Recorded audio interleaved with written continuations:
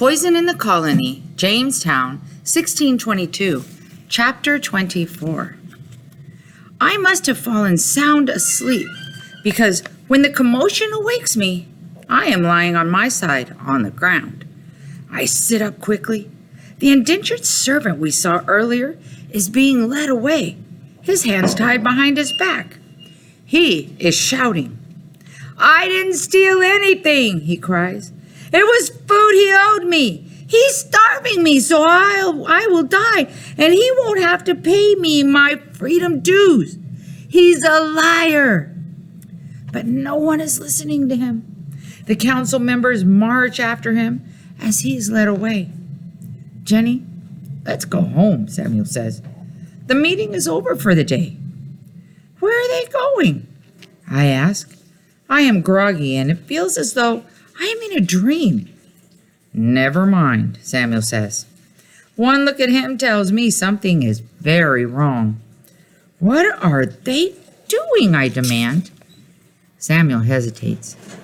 He works for one of the nobles on a plantation, he begins. But then he stops. My mind fills in the rest. I know how the most powerful men treat their servants as though they are not even human. To avoid paying them their freedom dues, corn, clothing, and a bit of money at the end of their indenture, they often simply stop feeding them so they die conveniently. This master apparently found a quicker way to be rid of his servant.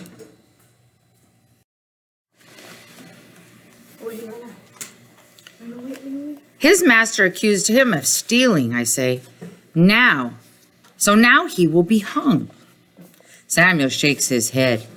"Whipped," he says. But we both know that severe whippings can, and have, killed quite a few servants. "Let's get you home," Samuel says. "I hate them," I cry. "They treat us worse than dogs." I jump to my feet and run. I want out into the forest, where I will be safe from the power-wielding gentlemen and nobles. Samuel catches up and grabs me, but I kick him, and he lets go. A crowd is gathering around the whipping post. "Jenny, don't!" Samuel calls after me. At the fort gate, 2 guards step out in front of me, their muskets held sideways, blocking my way. Extra security for trial day. Samuel is right behind me. "She's with me," he says to the guard. "I'll take her home now." "Leaving the fort to avoid justice?" one of the guards asks. "Maybe you want to be next on the whipping post." "She has not set foot outside the gate," Samuel snaps. "We'll take care of her," the other guard says. In an instant, they grab me, one under each arm. I cry out in pain. "Careful of her arms," Samuel shouts. My feet scarcely touch the ground as they whisk me past the crowd at the whipping post. The indentured servant is being tied to it. I choke on bile that churns up from my stomach. "We don't want you to end up there simply because you ran away," one of the guards said. We pass the chicken coop and they drag me into the storehouse. Are they going to lock me up with the barrels of grain and baskets of dried oysters? They take me down the earthen steps into the cellar. There's a wooden partition and a door. When they open the door, I see a chamber pot, a rough blanket in a heap, and the remains of a fire on the floor. "You'll be safe here till morning," one guard says, and they shove me in. When the door closes behind me, I can see nothing. I hear a board being set across the door to lock me in. It is cold and damp and smells of urine. I slump onto the floor. I am thirsty and hungry.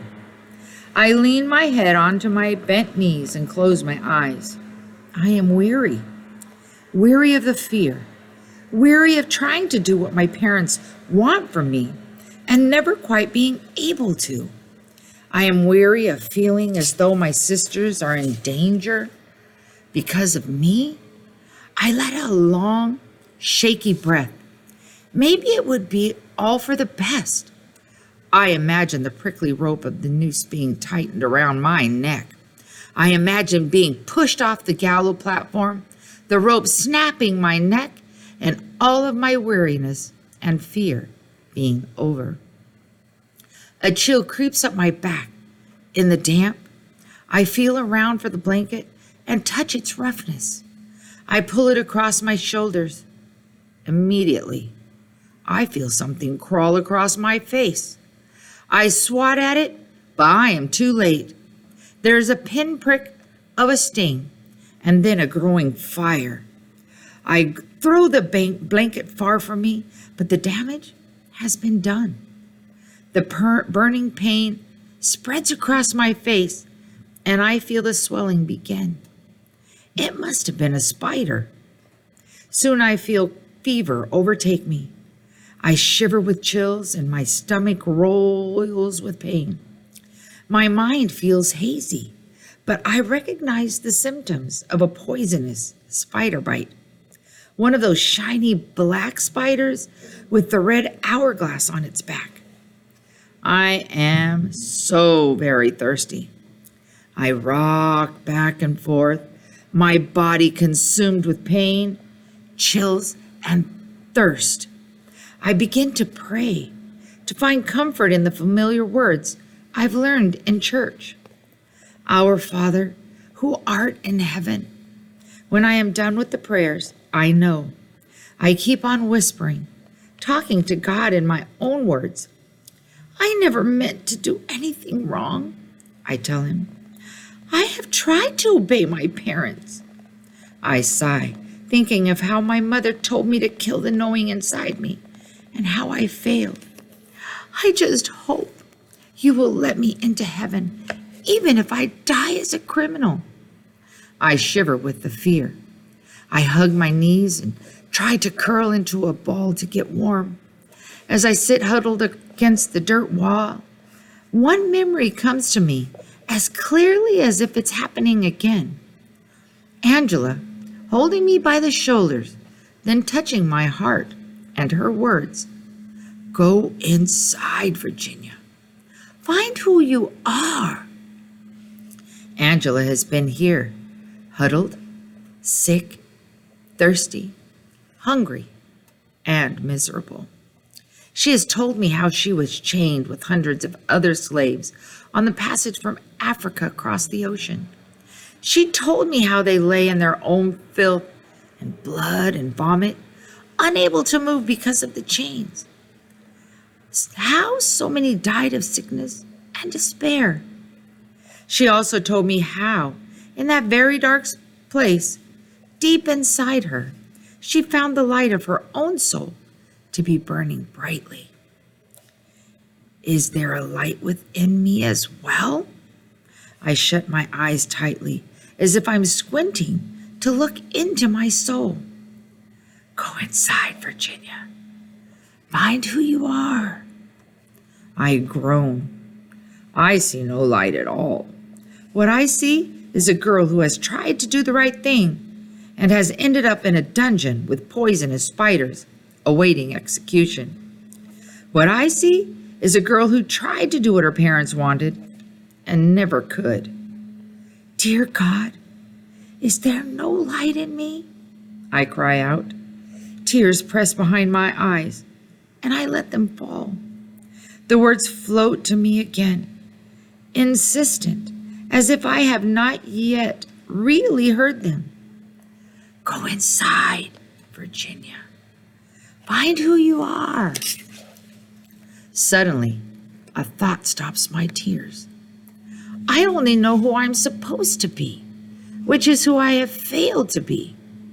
There has never been any room for knowing who I might be, behind all the things I have been trying to be. Let us start from the beginning. These words float to me, and I don't even question where they come from. I am Virginia Layden, I say, daughter of... But I stop myself. My parents are not who I am. Let me begin with just me. I am Virginia, I say. I love the forest, the life I feel in the trees and plants, rocks and earth. I love my family, my sisters and my mom and dad and Samuel. I love my friends, Bermuda and Angela. I hesitate to say what is in me to say next, but this is all I have, a few hours to find the light of my soul before it is consecrated to God. I love the knowing. It has been given to me by God. It is what led me to find Angela and save her life. It's a good thing. I love it. There, I said it. And now, there is something more for me to say that does not fit with who I am supposed to be. I am Virginia, and I love my anger. I say it loudly, feeling the freedom of claiming it. My anger flashes up and helps me to protect the people I love, like Bermuda or my sisters. I hesitate. It doesn't always make me say or do the right thing, I say sheepishly, but it is part of who I am. I am Virginia, I continue. I am honest. I am faithful. I work hard. I am cheerful when I can be. I am fierce when I have to be. I love all of this about myself. Something is lifting. My face still burns. I am still shivering with fear, and my stomach still twists with pain and nausea. The misery is not lifting from my body, but something is lifting from my spirit. I close my eyes and look inside myself. I see a faint light. It begins at my heart. I am Virginia, I whisper. I am the way God made me. I love. As I say the word love, the light inside me brightens. I am the way God made me. I say it again. And I love who I am. The light spreads and fills me. I laugh out loud and found the light of my soul. Thank you. Thank you. Thank you, I say. No one can take the light away from me. Not with threats or blows, not with a whipping or even the gallows. It is mine.